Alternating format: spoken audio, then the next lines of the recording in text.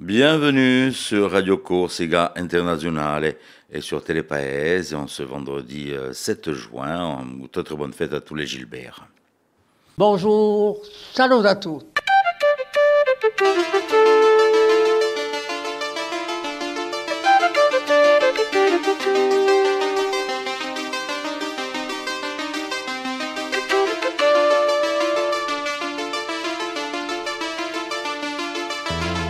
All'ascolto di Radio Corsica Internazionale, prima Radio Corsica. Siamo sempre qui. Alors, j'espère que ça se passe bien pour vous ce matin, ce vendredi. D'abord, un grand merci à Michel d'avoir présenté la matinale hier jeudi. Et puis, de temps en temps, comme ça, comme je l'ai dit, je disparaîtrai pour laisser la place aux chroniqueurs de Radio Corse Internationale. Donc, vous allez voir de très belles personnes qui viendront me remplacer de temps en temps le matin. Bon, pour l'instant, ce vendredi, dernier jour de la semaine, allez, plus que quelques heures, et puis après, vous allez pouvoir profiter de votre week-end. Mais peut-être, tiens, allez faire un petit détour dans les villages, comme Marie-Ange Gerolemi. Salut a tutti, eccoci Donagui per Aminta, per parlare appena di sti paesoli di Corsica che ci piacciono assai.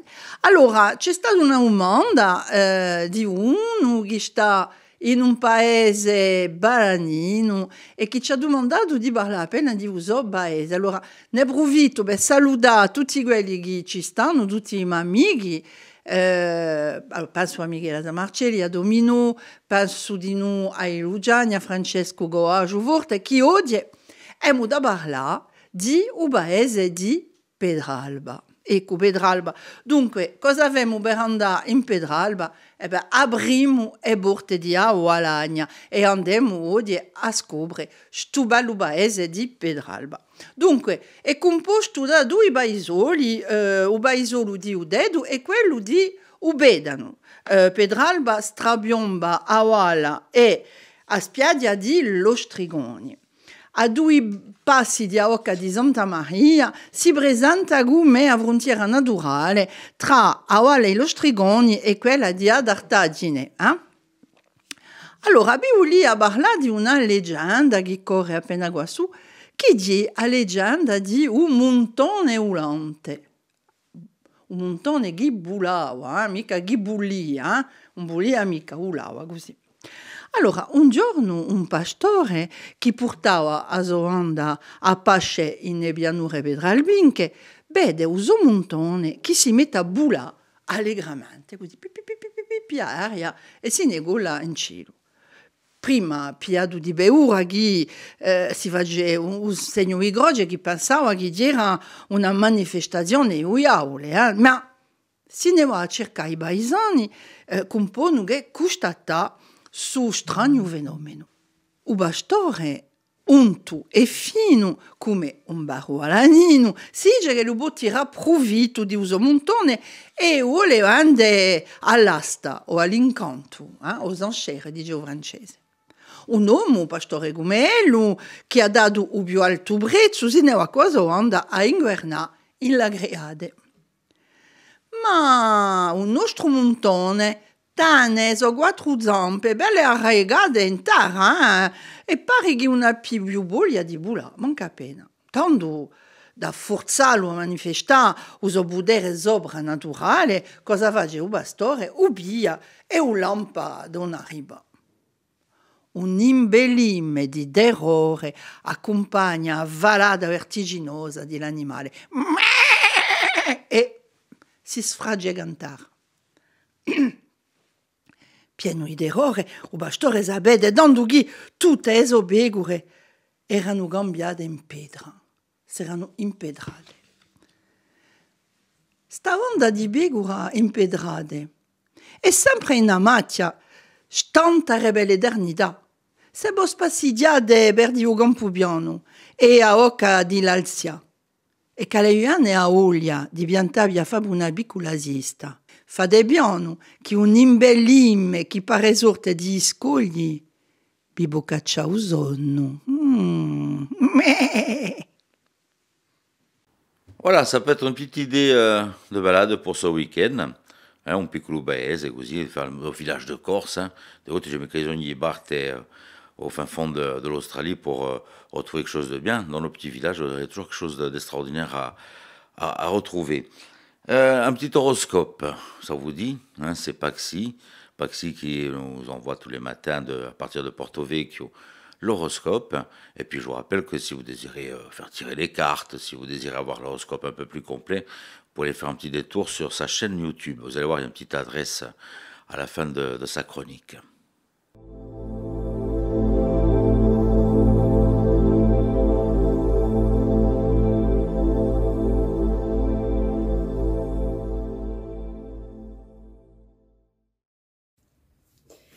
Et bonjour à tous, on se retrouve pour ce vendredi, voir un petit peu ce que l'on a à vous indiquer et à vous apporter comme information. Les béliers, aujourd'hui, vous allez vous sentir dans l'envie de passion et de relation. En tout cas, si vous en avez l'opportunité, vous allez être vraiment très passionné, dans une belle ardeur. Les taureaux, faites preuve de sagesse au niveau des discussions que vous pourrez avoir avec les personnes que vous rencontrerez aujourd'hui. Les Gémeaux, vous allez avoir de très bonnes nouvelles qui vont vous faire grandement plaisir aujourd'hui. Les Cancers, aujourd'hui, vous allez avoir certainement la possibilité de discuter au niveau financier, au niveau travail. Les Lions, vous arrivez à une victoire par rapport à des conflits qui peut-être étaient compliqués à résoudre jusqu'à présent. Les Vierges, des événements inattendus vont vous donner une sensation de lenteur ou de retard dans votre rythme d'avancée. Prenez le temps, observez et voyez ce qui peut éventuellement ressortir de tout ça. Les Balances, alors pour les hommes en particulier, sachez bien que vous allez réussir, même si c'est petit à petit, à retrouver une paix personnelle ou une paix clairement générale de ce qui vous entoure. Ça se fera à votre rythme. Les Scorpions, s'il y a certaines choses qui sont en train de se terminer dans votre vie, c'est pour vous inciter à créer de la nouveauté. Les Sagittaires, prenez le temps de vous poser pour aller dans une belle réflexion afin de susciter justement votre intellect et vos idées. Les Capricornes, vous allez parler travail avec les proches que vous pouvez avoir avec vous, ou sinon, tout simplement, vous allez avoir envie de voir les personnes auxquelles vous tenez. Les Verseaux, malgré les apparences, même si par moments on peut avoir de mauvaises surprises, ça peut souvent cacher une très belle surprise par la suite. Et enfin, les Poissons, sachez bien que même si vous avez déjà de très belles choses qui vous arrivent, tout ceci n'est encore que superficiel, le destin vous réserve quelque chose d'encore plus grand par la suite. Merci beaucoup et je vous souhaite à tous une très belle journée, je vous dis à bientôt.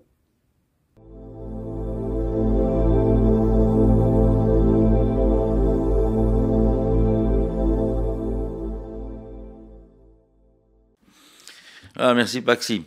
Je pense que vous êtes intéressé par la météo du jour, la météo de week-end, savoir ce que vous allez pouvoir faire. Moi, j'ai déjà vu qu'hier, les plages étaient déjà assez fréquentées. Je pense que ce week-end aussi, les bains de mer sont au programme. Mais allez, un petit tour sur la météo et juste après les informations de ce vendredi.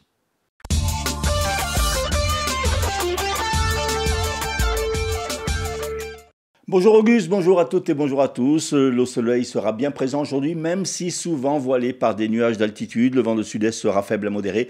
Les températures maximales en fin de saison se situeront entre 25 et 28 en bord de mer et jusqu'à 31 degrés dans le centre de l'île.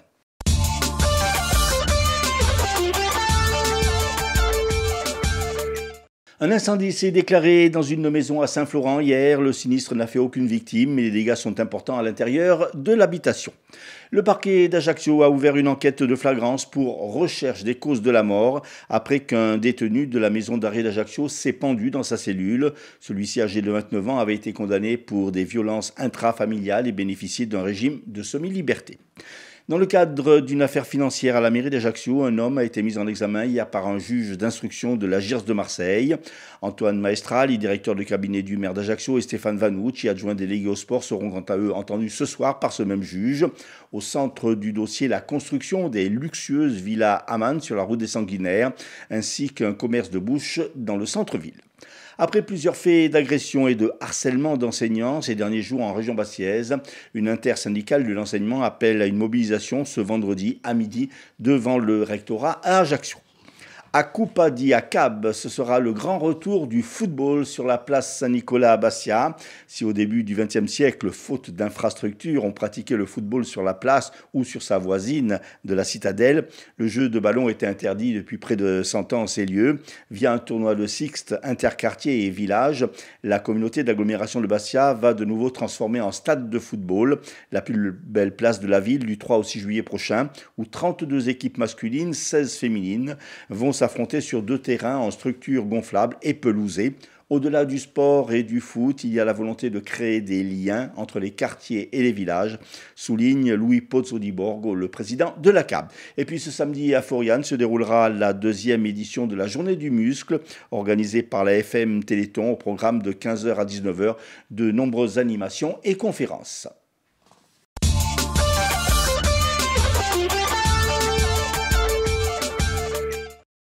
Merci Philippe à la rédaction de Radio Corse International. Je rappelle qu'il y a de l'info en permanence sur Radio Corse International. Vous allez pouvoir retrouver dans la matinée l'information sur le sport, l'information nationale, bien sûr l'information locale et bien sûr aussi des émissions et des chroniques. Donc allez vous connecter sur le site de Radio Corse International. Je vous rappelle rci.websiteradio.co. Certains me posent la question, mais sur la FM, vous y êtes pas? Pour l'instant, on n'y est pas. Voilà, je ne vais pas vous faire tout un speech là-dessus, on en parlera peut-être un jour.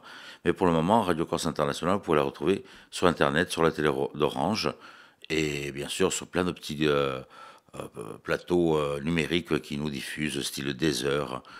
Un petit exemple, voilà. Donc n'hésitez pas, vous allez voir, ça marche très très bien. Hein. Ça marche très très bien, et ça marche même mieux parfois que la FM. Qu'est-ce qu'on fait? On se fait un petit détour sur les hippodromes, ça vous dit? Allez, un petit détour sur les hippodromes pour les pronostics du jour. En parlant d'hippodrome, à savoir que ce dimanche, vous allez pouvoir venir faire un petit détour du côté de Casator.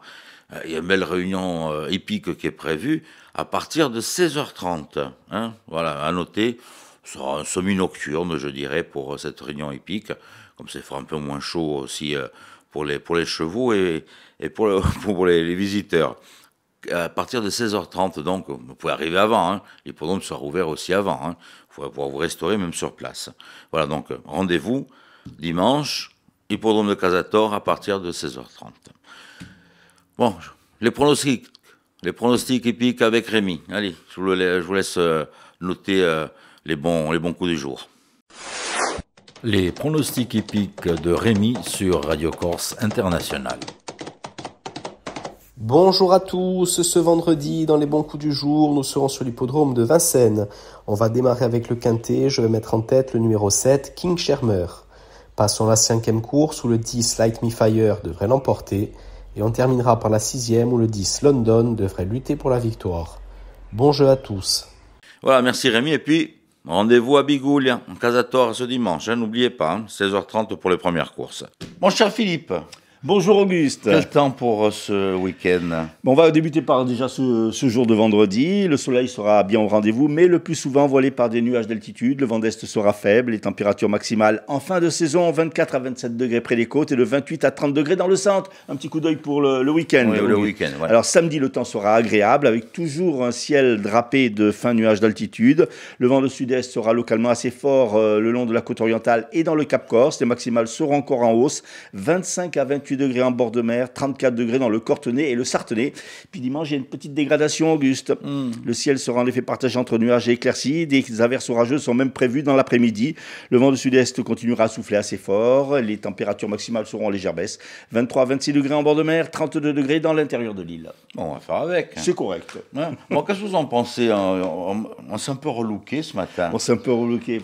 Moi, je voulais bien la chemise al Magnum, comme ça, on me dit, tu ressembles plus à Carlos Big Bisou que... On va voir ce qu'en pense Laura, notre invitée. Voilà, on a Laura, notre invitée aujourd'hui, qui peut-être sera aussi une petite chronique avec elle. Peut-être, oui, on envisage ça. On va finir en chemise à fleurs tous les deux à ce rythme. Hein.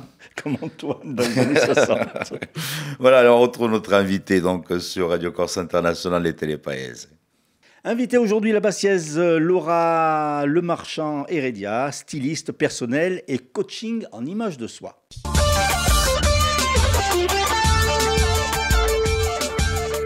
Laura, bonjour. Bonjour Philippe. Alors, tout d'abord, un petit mot sur votre carrière, votre cursus. Comment vous est venu ce goût pour la mode et le prêt-à-porter? Alors, je dirais depuis toujours, hein, je pense que c'est inné. Et puis ensuite, la passion du vêtement vient avec l'évolution et quand on grandit, et le goût pour faire le shopping, en fait. Alors, vous êtes styliste personnel, coaching en image de soi, mais finalement, on s'aperçoit que vous êtes parti du bas de l'échelle. Tout à fait, tout à fait. C'est ma façon de fonctionner, hein, surtout. Je trouve que pour apprendre un métier, il faut toujours commencer par la petite porte pour pouvoir appréhender toute l'évolution du métier. Donc, vous avez dit vendeuse, voilà, c'est ça? J'ai commencé par être vendeuse, et puis ensuite, j'ai été première vendeuse, puis ensuite adjointe, puis ensuite responsable de magasin. Voilà. Et un jour, vous avez eu envie de faire autre chose, c'est-à-dire de faire votre propre entreprise. Et vous avez eu le culot, entre guillemets, de voir Christina Cordula, qui est la styliste et conseillère en image, qui vous a un peu mis sur les rails. Alors, j'ai jamais eu la chance de la rencontrer personnellement, mais je l'ai eu au téléphone longuement. À l'époque, j'avais 15 ans. Donc, j'étais encore au collège. Et puis, je savais, j'avais trouvé ce que je voulais faire. J'avais trouvé ma vocation en la découvrant à la télé par le biais de son émission sur M6. Et puis, je me suis dit, je vais essayer de trouver les informations pour accéder à ce métier. Et en cherchant, je suis tombée sur son site internet. J'ai eu le culot, en fait, d'appeler à 15 ans le numéro qui était indiqué sur le site. Et je suis tombée directement sur elle, effectivement. Alors, qu'est-ce que vous a conseillé, justement? Elle m'a surtout conseillé, en fait, de garder la même passion qui m'animait et qu'elle ressentait au téléphone. Et que si d'ici quelques années, j'étais toujours aussi animée par la même passion, qu'il n'y avait pas de raison que je n'accède pas à ce métier, qu'il n'y avait pas de parcours clé à l'époque. Il n'y avait pas du tout d'école. Non, il n'y avait pas d'école qui existait. Et puis, j'ai fait mon petit bonhomme de chemin. J'ai commencé par le prêt-à-porter pour voir si c'était déjà un métier qui pouvait me convenir, parce que c'est un métier avant tout qui demande d'aller au-devant du client. Donc, j'étais quelqu'un de pas timide, mais discret. Et donc, j'avais besoin de vaincre un petit peu cette peur du public, hein, qui peut être normale à cet âge-là. Et puis, j'ai évolué dedans de façon assez spectaculaire, puisque ma première expérience en tant que vendeuse, j'ai fait tout de suite partie des top 5 des meilleurs vendeurs à Paris. Donc, je me suis dit, il y avait peut-être quelque chose à faire de ce côté-là. Il y avait la graine à germer. Exactement. Et puis, il y a eu cette école qui a ouvert et que vous avez fréquentée. Tout à fait. Ensuite, en France, du coup, il y a eu une première école qui a été créée en 2007, il me semble. Et donc, moi, le temps que je me forme dans le prêt-à-porter et que je fasse mon expérience, à la fin, je me suis dit, voilà, c'est le moment d'aller dans cette école et de me payer cette école. Et voilà, je suis restée 1 an dans cette école, en fait, pour pouvoir me former au métier de coach en image. Et je recommande vivement aux personnes qui souhaitent faire ce métier de passer par cette école, donc l'IDRI à Paris, qui est l'Institut de Relooking International, qui est la première école de référence pour exercer ce métier. Je le recommande parce que c'est un métier qui n'est aujourd'hui absolument pas réglementé. Donc, comme tout métier pas réglementé, on peut se lancer à son compte sans être passé par l'école, mais même en ayant une grosse expérience dans le prêt-à-porter et un fort goût pour la mode, l'école était essentielle pour appréhender le métier, pour apprendre une véritable méthodologie, la posture de coach qui est nécessaire à mon métier. Voilà. Alors, vous avez donc suivi ce cursus, vous avez eu votre brevet, votre certificat, et ensuite vous êtes revenue comme intervenante. Oui, tout à fait. Ah oui, alors ça, c'était pas prévu dans le programme, mais ça prouve que vous aviez bien étudié, vous étiez une très bonne élève.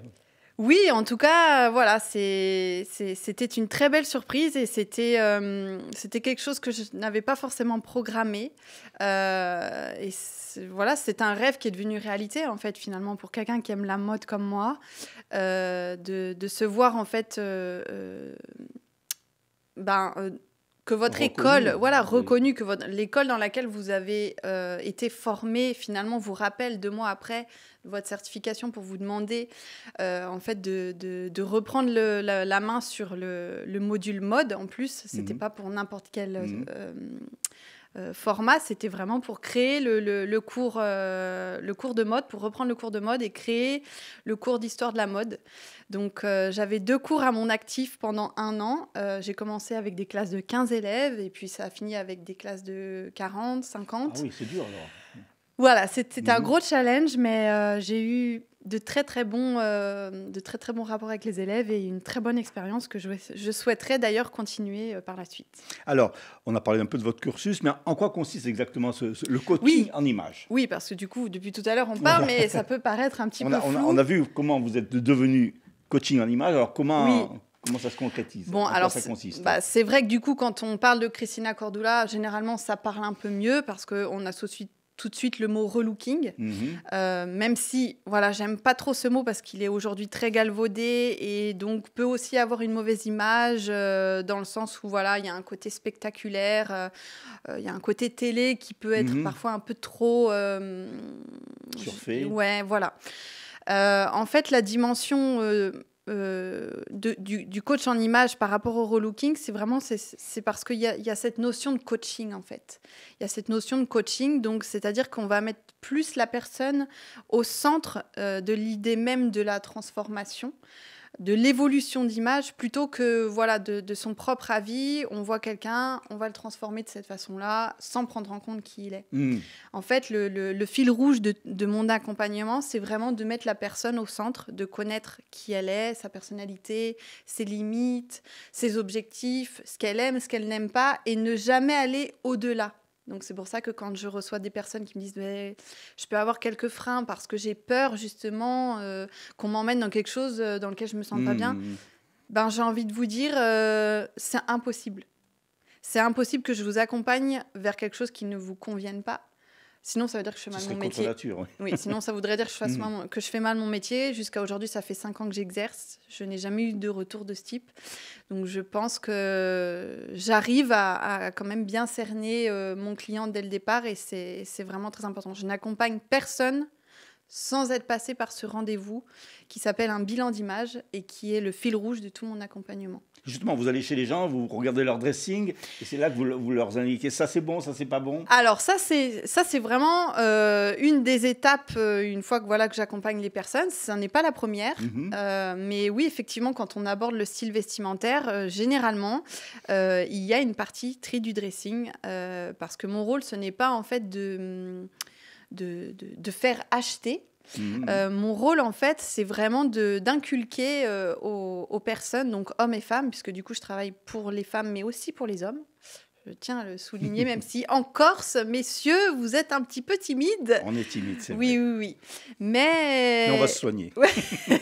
Mais je comprends que la démarche puisse être assez difficile, mais effectivement, le tri du dressing, c'est une étape qui est très importante pour vraiment comprendre ce qui ne va pas dans ce qu'on porte actuellement et de vraiment faire le tri. Donc, c'est aussi une espèce de thérapie. Quand on fait le ménage chez soi, c'est une thérapie.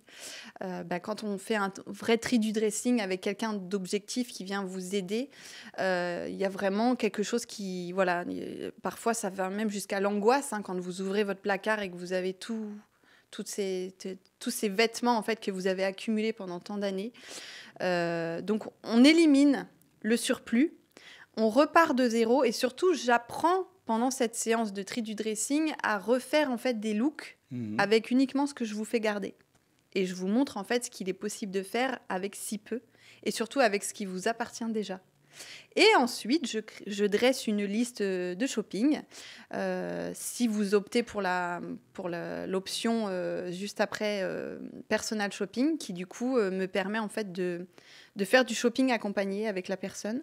Donc moi, je fais en fait un pré-repérage avant des boutiques dans lesquelles je vais vous amener. Et ensuite, je vous montre les pièces et on fait des essayages. Vous n'êtes absolument pas obligé d'acheter. C'est vraiment une démarche pédagogique. C'est pour essayer de dédramatiser la séance shopping, pour essayer de comprendre et de faire gagner du temps aussi, parce qu'il y a des personnes qui détestent ça et qui ont besoin que ça soit efficace. Donc de gagner en efficacité, économiquement aussi, parce que c'est le fait de savoir ce qu'il faut acheter, il faut savoir comment. Donc voilà. En fait, la personne doit se sentir bien en elle avec ses nouveaux vêtements. Exactement. En fonction de sa personnalité que vous étudiez, c'est ça? Tout à fait. C'est vraiment le rôle. Alors, ce qui est important aussi à souligner, c'est que c'est pour tous les budgets, pour toutes les personnes. On peut très bien s'habiller dans un supermarché ou... Ah, mais tout à fait. Alors, en fait, pas besoin d'aller dans un magasin de mode. Non, c'est moi qui m'adapte à la personne que j'ai en face de moi. Donc, en fonction de ses habitudes d'achat, en fonction de son budget aussi, donc en fonction aussi du style qu'on va élaborer pour elle. Donc oui, je m'adapte et j'arrive en fait à saisir très vite où est-ce que je vais l'emmener. Où est-ce que je vais pouvoir la guider, sans en fait trop la perturber. Alors il peut y avoir aussi de la nouveauté, il peut y avoir des idées que moi j'ai d'enseigne, etc. Où je me dis voilà, tel type d'enseigne pourrait convenir à cette personne, elle ne la connaît pas, mais je m'adapte complètement au budget. Le but c'est pas de tout changer, c'est de faire que la personne en fait devienne complètement autonome après. Donc c'est pas de tout changer, sinon. Tout budget, toute personne, puisque même vous intervenez auprès de personnes un peu, comme on dit, fragilisées par fragilisées, la vie. Oui. Donc, que ça soit un public fragilisé par la vie, donc parfois, voilà, on peut très vite en fait rentrer dans une façon en fait de vivre qui peut être difficile, avec des chocs émotionnels, des choses qui arrivent dans la vie qui nous embête un petit peu. Ou alors, ça peut être aussi par la maladie. Donc, ça peut être des ateliers pour des femmes atteintes de cancer, donc pour réapprendre un petit peu comment se maquiller, etc. Pour tout public, effectivement. Alors, il y a ce premier volet de votre activité, qui est un peu le cœur de votre profession. Mais vous venez d'initier un nouveau concept à Bastia. C'est un nouveau concept de vide dressing. Oui. Alors, expliquez-nous. Alors, bon... Je préfère remettre les choses dans leur contexte. Je n'ai absolument rien inventé dans le concept de vide dressing. C'est quelque chose qui existe déjà depuis longtemps. Mais effectivement, à Bastia, ce n'est pas quelque chose qui est récurrent et qu'on voit beaucoup. C'est-à-dire que moi, de ce que je connais, il y a une seule association en fait, qui organise ce type d'événement. 2 fois par an, il me semble, 1 fois par saison. L'idée m'est venue effectivement parce que je trie énormément les dressings de mes clients et on amasse énormément de choses et on ne sait pas quoi en faire. Donc, la célèbre plateforme Vinted pour la seconde main, effectivement, peut être utile, mais quand on a une pile qui va jusqu'au plafond, et à un moment donné, je comprends qu'on peut ne pas avoir le temps. Donc, je me suis dit, effectivement, cette idée du vide dressing pourrait être intéressante de façon récurrente. Et étant donné que j'ai inauguré mon studio professionnel récemment, je me suis dit que ça pouvait être le lieu propice pour organiser ce type d'événement, mais de façon récurrente et pourquoi pas 1 fois par mois. Et voilà. Alors, est-ce qu'on peut dire que c'est un vide dressing dans votre local qui se trouve rue César Vetsani, dans le quartier Saint-Joseph de Bastia? Est-ce qu'on peut dire que c'est un vide dressing un peu haut de gamme? Oui, parce que vous fournissez tout en fait. En fait, voilà, dans le sens où je fournis tout le matériel parce que pour en avoir fait aussi moi, je sais à quel point ça peut être une véritable galère. Où au départ on se dit on a envie de se débarrasser et en fait on passe une journée où on est épuisé parce que soleil, vent, pluie, on est dehors, on doit ramener les portants, les cintres, le parasol, enfin voilà, on fait tout, on gère tout et finalement ce sont des journées épuisantes. Et en fait finalement mon studio est vraiment propice à ça. J'ai une cabine d'essayage qui est adaptée, j'ai des miroirs et en fait je me suis dit pourquoi pas fournir vraiment tout en un où les personnes ont juste à venir avec leurs vêtements. En plus, c'est limité, il y a 5 personnes maximum, c'est ça? Oui, parce que du coup, comme j'ai une petite surface, et ça permet, en plus, le fait de limiter, ça permet aussi de pouvoir tourner en fonction des personnes qui souhaitent s'inscrire chaque mois, qu'il y ait des personnes différentes et d'avoir une proposition vraiment intéressante dans les vêtements proposés. Et justement, vous allez faire des vide dressing qui est récurrent, vous l'avez signalé, mais qui va être aussi à thème. Oui. Alors pour l'instant, je laisse un petit peu l'événement se populariser et donc j'ai pas initié de thème pour le premier ni pour le deuxième, je ne pense pas. Mais dans l'idée, en fait, c'est de pouvoir permettre en fait aux personnes qui ont des difficultés pour s'habiller parce que morphologiquement un petit peu différent. Par exemple, j'ai des amis qui font des très petites tailles, par exemple du 32-34, c'est toujours difficile en fait de trouver. Ou l'inverse pour des tailles plus généreuses, toujours plus difficile aussi. Et donc je me suis dit, le vide dressing, il faut qu'il soit à thème par moment pour pouvoir pour que tout le monde puisse venir en fait. Donc ça peut être homme-enfant aussi. Oui, alors j'ai de la demande aussi mes clientes sont aussi mamans, donc j'ai de la demande aussi sur les vêtements enfants et puis aussi sur les hommes. Alors c'est pas les hommes en fait qui me demandent, mais c'est les femmes en fait qui me demandent est-ce que éventuellement pour les hommes on pourrait pas. Alors je me suis dit mes clientes faites un tri dans les dressings de messieurs et on fera une édition spéciale homme.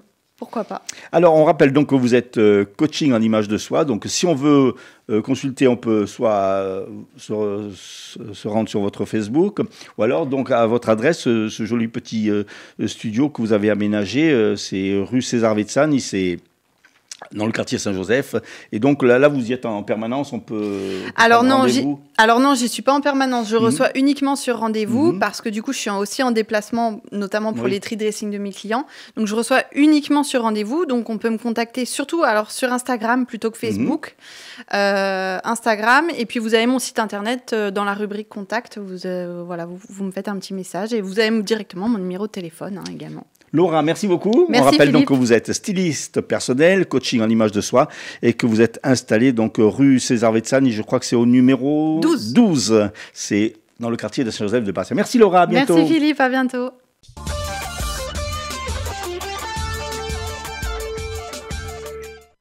On poursuit avec André Casabianca. Il y a quelques jours, on était sur la galerie Noir et Blanc sur le marché de Bastia et André est allé à la rencontre des artistes qui exposent donc dans cette galerie encore pendant quelques belles journées. Una stonda di spartera e di cultura, une émission d'André Casabianca. Eh bien, ça ne vous étonnera pas, nous sommes à la galerie Noir et Blanc. Et il y a une exposition, évidemment, donc du 30 mai au 25 juin. Il y a 3 artistes, photographes, illustrateurs, qui est à côté de moi, poète, c'est Pascal Agostini. Et puis nous interviewerons après 2 autres artistes. Voilà. Alors Pascal, comme l'on dit, vous avez plusieurs thèmes et plusieurs façons de raconter dans cette exposition. Alors par exemple, dans la première salle, vous racontez, vous dessinez, vous inventoriez poétiquement les choses. Alors parlez-nous un petit peu de ce scénario, voilà. Alors là, c'est la facette un petit peu légère du travail de production, avec des dessins qui me viennent un peu d'un seul trait, on va dire, avec sur des supports qui m'intéressent beaucoup, les vieux papiers, sur lesquels je rajoute des dessins, comme on peut le voir, et aussi quelques textes que je trouve un peu dans la littérature ou classique ou dans quelques chansons contemporaines. Je n'ai pas de filtre particulier. Et comment vous organisez justement, par exemple, un dessin? Un dessin, il y a donc l'illustration, il y a le texte, il y a d'autres dessins. Enfin, comment on peut lire votre travail? Alors, il y a un personnage un peu récurrent qu'on peut trouver dans les dessins, c'est la petite dame en rouge, enfin une robe rouge à pois blanc, que je décline depuis pas mal de temps. Le travail que je présente ici est une sorte de fin de l'histoire avec cette dame qui a représenté dans une autre série une dame un peu de combat, une donna di lotta, comme je dis, parce qu'elle incarnait, j'avais illustré des textes de personnes migrantes avec des destins particuliers, donc les dessins étaient assez durs, et puis cette dame, elle est toujours restée dans mon esprit, et elle avait encore manifestement des choses à me dire, mais elle s'est un peu émancipée, elle est devenue moins dans l'adversité, elle devient un peu plus poétique, elle prend des vacances, elle a droit à l'amour, elle attend son chéri, elle reçoit des fleurs. Et puis après, elle a disparu du dessin, elles sont restées les fleurs, les instants un petit peu, j'allais dire, de romantisme, si on peut appeler ça comme ça. Et là-dessus, une fois que le dessin est fini, bon, il y a la technique à organiser le dessin sur la feuille dont je parlais tout à l'heure, mais après je me disais, tiens, comment, est-ce que ça n'a pas déjà été traité, ce sujet, par quel poète ou par quel texte déjà? Et après je pars un peu à la recherche de tout ça, et puis quand je trouve quelque chose qui correspond vraiment à ce que je voulais peindre, quand je le trouve écrit, ben je le réécris de façon presque pas subliminale, parce que c'est flagrant, mais voilà, j'attire la curiosité des gens et j'essaie de les emmener dans mon univers avec moi. Alors ce concept graphique, poétique, il s'échelonne sur plusieurs mois, sur plusieurs années Non, c'est très contemporain ce que je présente ici. Hein. C'est vraiment des fulgurances que j'ai faites, qui me sont venues, on va dire, en écho de la vie actuelle, du monde contemporain, qui nous percute un peu par des fois sa violence, mais aussi sa poésie, quelquefois, il ne faut pas l'oublier. Et non, c'est des productions qui sont assez rapides à faire, on va dire. C'est une expression, c'est une spontanéité d'un instant. Mais ce n'est pas un travail de longue haleine. Alors, quand vous faites ce travail, quelles sont vos lectures? Ou alors les films que vous regardez Alors, ça vous échapperait pas, j'ai quelques cheveux blancs, donc j'ai un âge, on va dire, qui m'a permis de... Un bel âge. Ouais, un très très bel âge, je ne regrette vraiment pas. Oui. D'abord, on n'a pas le choix, mais je veux dire, c'est ça. Enfin, je suis riche un peu toute cette vie. Oui. Donc de toutes les rencontres que j'ai pu faire, de toutes les lectures que j'ai pu faire, de tout ce que la vie a pu me procurer ou m'offrir. Et en fait, le référentiel, il est là-dedans. Donc ça, encore une fois, des lectures très classiques, mais ça peut être des histoires qu'on m'a racontées. J'ai une sorte de banque de données dont je me sers, qui est assez disponible, assez facilement pour moi, et dont je me sers très très facilement.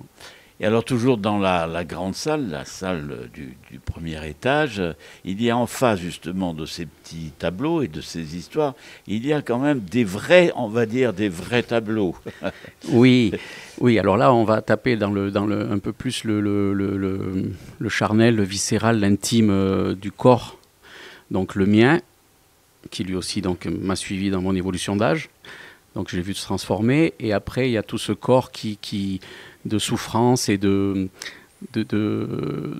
dureté, et associé à quelque chose qui m'est très cher, c'est tout le patrimoine culturel corse, notamment le patrimoine chanté, le patrimoine écrit. Et donc là, ça a été une façon de traiter deux textes que je trouve, qui moi me parlent beaucoup. C'est la chanson de Aviletta ou Lamento de Gesù, et une padielle sur ce qui s'appelle la bataille de Ponteno.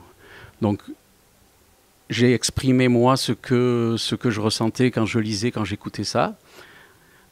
Avec là, oui, il y a la chape un peu culturelle, un peu de souffrance qui transparaît un peu dans les tableaux, et que quelque part, j'ai eu aussi à matérialiser. Alors là, par exemple, là, ici, nous sommes dans une autre pièce. Et expliquez-nous votre démarche et l'évolution de vos photos sur le plan scénaristique ou même graphique, quoi. Alors les photos, on pourrait dire que j'ai plusieurs cordes dans mon arc. Moi, j'ai peut-être plusieurs flèches plutôt, avec le même arc. Donc là, on traite. Je ne suis pas photographe. Je revendique aucune qualité de photographe. Je me sers tout simplement des outils de mon temps, c'est-à-dire mon petit téléphone portable, qui maintenant autorise la prise de vue sans trop de calcul. On prend, on jette, on consomme. Alors justement, pour m'affranchir un peu de ça quand même, pour être un peu plus précis, je prends des photos. La photo, c'est simplement un support pour évoquer un instant. C'est simplement l'instant T où j'ai eu l'idée du texte qui est à côté. La Corse, elle a été prise des millions de fois en photo par des yeux brillants. Et moi, encore une fois, c'est une photo qui va parler d'un instant. Donc ça peut être des gouttes de pluie à travers une vitre, ou une alcôve de vierge qui n'est plus là. Enfin, il y a tout un tas de choses. Et à partir de là, ça me déclenche une petite histoire, là encore une fois avec l'imaginaire que j'ai, et qui parle de moi, bien entendu, mais de la façon dans laquelle j'ai ressenti tous ces instants-là. En fin de compte, tout commence par une histoire chez vous. Eh oui, on peut dire ça. J'aime beaucoup raconter les histoires. Et alors, ce plaisir que vous avez à raconter, il vient d'où quand même? De votre famille, de vous-même? Bon, bien sûr. Je ne sais pas trop. Alors, je pense que j'étais déjà très bavard à l'école, ça c'est sûr. Maintenant, après, encore, vous savez, quand on fait une exposition, on investit un lieu, on est invité. Là, je remercie d'ailleurs la Galerie Noir et Blanc et France-Anne de m'avoir permis de montrer mon travail. Et encore faut-il avoir des choses à dire et à raconter. Donc, on vient pas là. C'est pas non, c'est pas neutre une exposition. Moi, Oui. alors je parle un peu avec le sourire au coin des lèvres, mais croyez bien qu'il y a quand même un sérieux investissement personnel, une mise à nu, une exposition au terme étymologique de la chose. Maintenant. Ces choses, je les ai en moi, je n'ai pas forcément besoin de les raconter, mais quand la vanne s'ouvre, c'est une évidence, c'est une fulgurance évidente. Voilà. Et cette fulgurance, elle provient là aussi des lectures. Il y a quand même les contacts que vous avez aussi avec la vie, avec les personnes que vous croisez, les histoires que vous entendez de la Corse, parce que vous habitez l'Ardèche. Oui. Oui, de temps en temps. Bon. Oui, si, non, plus fréquemment l'Ardèche que la Corse. Oui. Mais cette rencontre avec la Corse, bien entendu, elle est prégnante, elle fait partie de mon histoire familiale. Et le fait de pouvoir m'installer en Corse de temps en temps, notamment dans le Cap, où il suffit de se promener, si on est un petit peu ouvert, s'il y a une sensibilité qui est autorisée au moment où on est dans cet endroit-là, on peut que être percuté et sensible à tout ça. Et c'est ce que je raconte. Je suis féru de l'histoire corse, je suis féru de sa culture. Je suis quelque part très très chanceux de faire partie de cette histoire, on va dire, qui est multiple, mais personnellement qui me tient beaucoup à cœur. Et je raconte les petites histoires que j'ai lues, effectivement, sur l'histoire. Ça peut être des termes, des histoires bien documentées, hein, avec des faits réels, mais aussi des petites histoires personnelles plus futiles. Je suis sûr que Pascal Agostini vous a donné envie de venir voir son exposition. Et moi-même, je vous invite à venir, car elle est très belle, très personnelle, et c'est un travail bien abouti. Donc, du 30 mai au 25 juin, ici même, à la Galerie Noir et Blanc. La Galerie Noir et Blanc présente une exposition à la fois de peinture, de photos, du 30 mai au 25 juin. Donc, il y aura donc 3 artistes, et il y a 3 artistes. Et aujourd'hui, je suis avec Émile Tamagne, qui est photographe et qui présente toute une petite série de photos, et avec beaucoup, disons, comme si c'était aujourd'hui, alors qu'il a 40 ans de métier, le jeune homme qui est à côté de moi. Émile. Bonjour. Voilà, bonjour, oui. Oui, effectivement. C'est un projet un petit peu qui me tenait à cœur, qui est un peu particulier parce que je fais plusieurs choses en photographie. Et cette photo de rue où j'ai voulu me démarquer un petit peu de ce qui se fait disons, de manière habituelle. C'est des photos qui sont assez floues, assez bougées, des photos de flou bougées. Et je voulais me rapprocher un petit peu de la peinture parce que j'aime beaucoup la peinture et je suis incapable de peindre. Alors j'essaye de peindre avec mon appareil photo, modestement évidemment. Voilà, j'essaie de m'approcher de la peinture. Alors, dans la petite présentation, là, j'ai lu que vous saviez tout faire, en fin de compte. Vous développez... Oui, en photo, je fais beaucoup de choses. Ouais. Je développe, je fais du sténopé, je fais des photogrammes, je fais de l'argentique, du numérique, je fais un peu tout. J'aime bien toucher à tout. Ouais.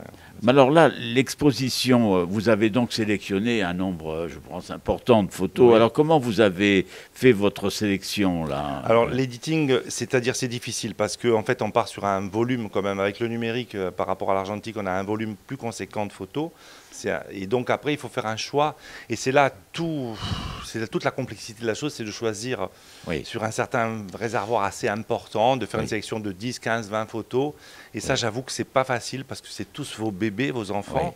Et vous les aimez toutes. Alors c'est difficile de dire...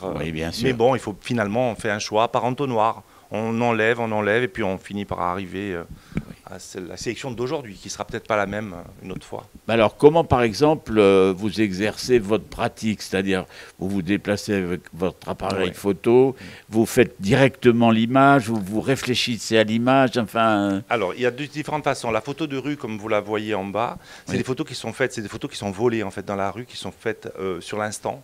En fait, le but de la photo de rue, c'est toujours des photos de l'instant, de saisir un moment de la vie.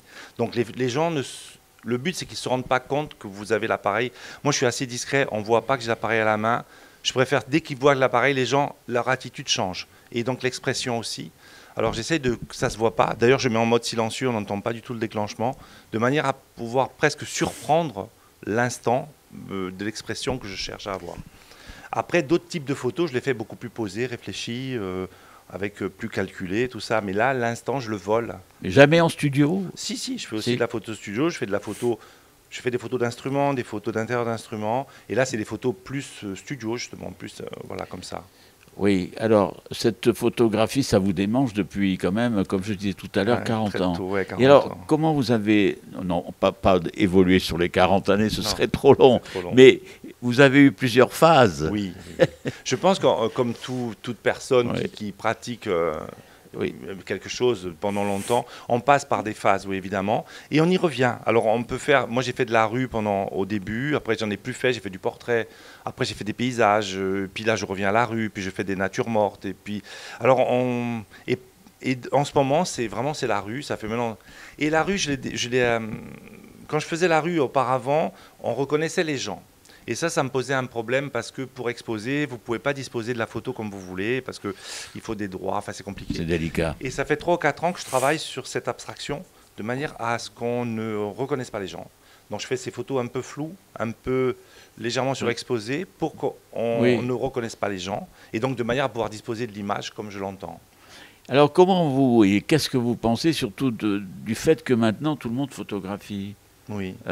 Mais dans votre métier, parce que vous, quand même, c'est votre métier, et un plaisir, évidemment. Oui. Comment vous voyez un peu ce... Alors, la photographie, c'est vrai qu'elle est en péril depuis des années, mais enfin, il y a un retour quand même de la photographie artistique, en tout cas. Vraiment, on le sent, vraiment, on parle beaucoup de photos se font, des expos photos se font de plus en plus.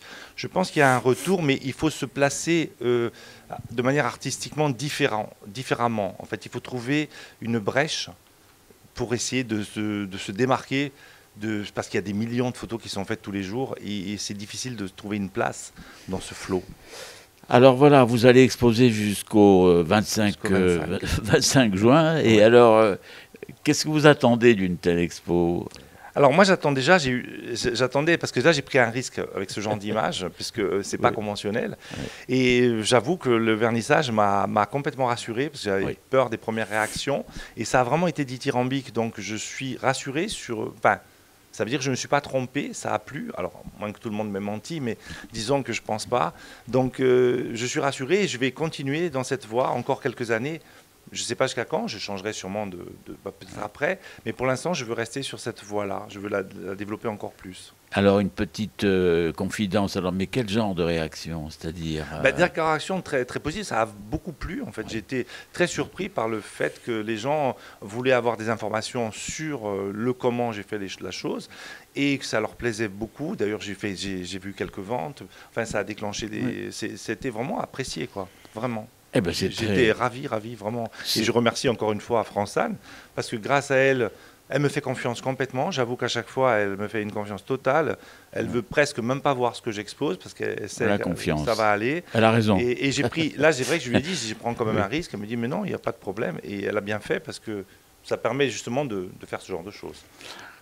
Émile Tamagne, merci. Donc je vous invite à venir voir évidemment les photos d'Émile et puis de venir voir dans l'ensemble toute l'exposition. Parce que, donc je répète, il y a les photos et les illustrations de Pascal Agostini, le travail d'Émile Tamagne, mais également d'Antonin Bory qui présente... Il fait de très très belles photos. Je parle pour lui parce qu'il est absent. Voilà. Et il a un très très beau... C'est un très bon photographe qui vraiment fait un très très joli travail. On est un petit peu opposés dans la démarche, mais il fait un excellent travail, ça mérite vraiment de se déplacer.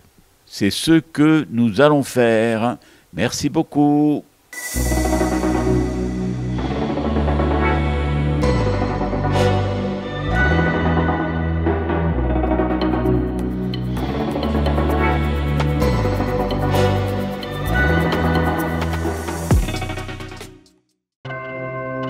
Una stonda di Spartera e di cultura, un'emissione d'André Casabianca. Voilà, merci André. André qu'on retrouvera de temps en temps de nouveau la semaine prochaine, mais aussi pour une autre chronique. On se fait un point sur les titres de l'information de ce vendredi, vous voulez bien? Allez, Philippe Jam qui est de retour. Après qu'un détenu de 29 ans de la maison d'arrêt d'Ajaccio s'est pendu dans sa cellule, le parquet d'Ajaccio a ouvert une enquête de flagrance pour recherche des causes de la mort. Dans le cadre d'une affaire financière à la mairie d'Ajaccio, un homme a été mis en examen hier par un juge d'instruction de la JIRS de Marseille. Et puis après plusieurs faits d'agression et de harcèlement d'enseignants ces derniers jours en région bastiaise, une intersyndicale de l'enseignement appelle à une mobilisation ce vendredi à midi devant le rectorat à Ajaccio. Météo, un soleil voilé ce vendredi, mais des températures maximales en hausse.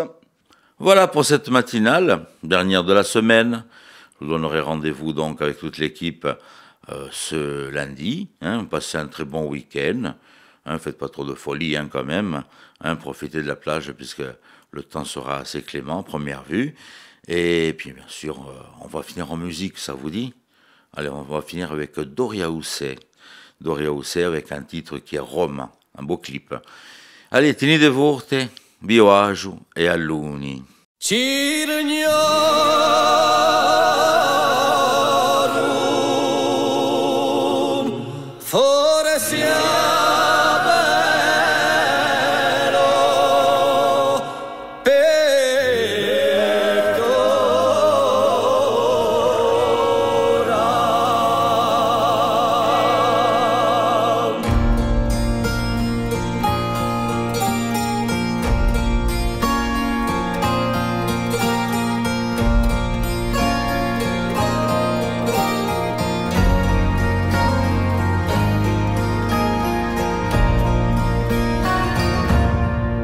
Ti mando una fiumarola, la mia ultima preghiera, lo mio canto porta un mare, testamento salutare.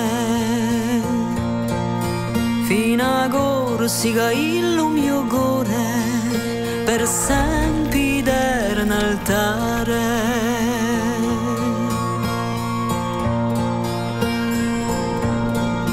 Te mudrò sotto l'acqua e portati in cuore di chiesa per pregarti con pietà in lingua corsa senza pretesa. E muovato con fraterna chi fusta lo fiume ripresa.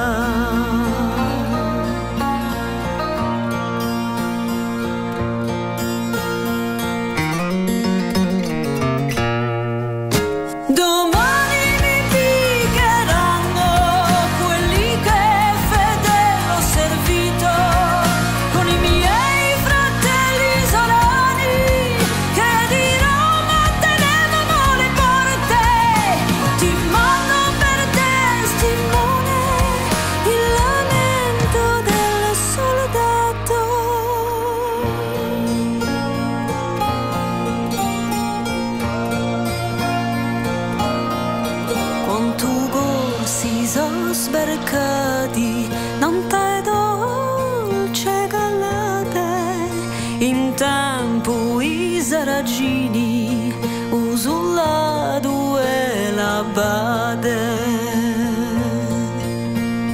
Quanta nutro una grotto di un tigui per un più padre.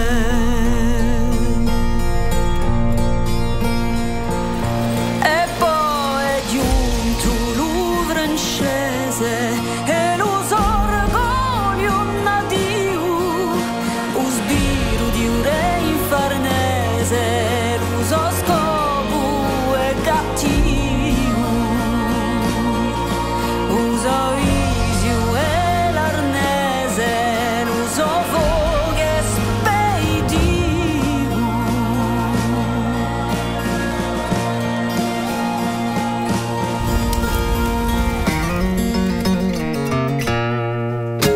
Domani mi inviteranno quelli che fedeli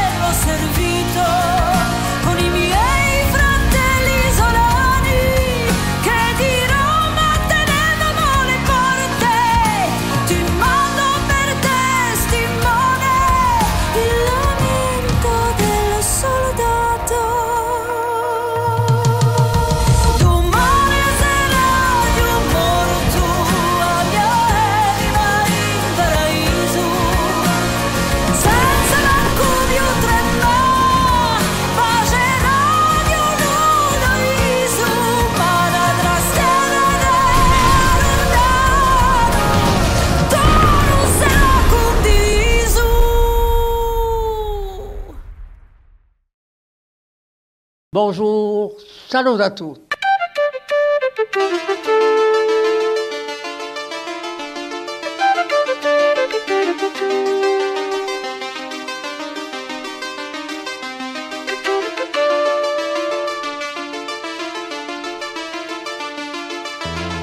All'ascolto di Radio Corsica Internazionale, prima Radio Corsica. Siamo sempre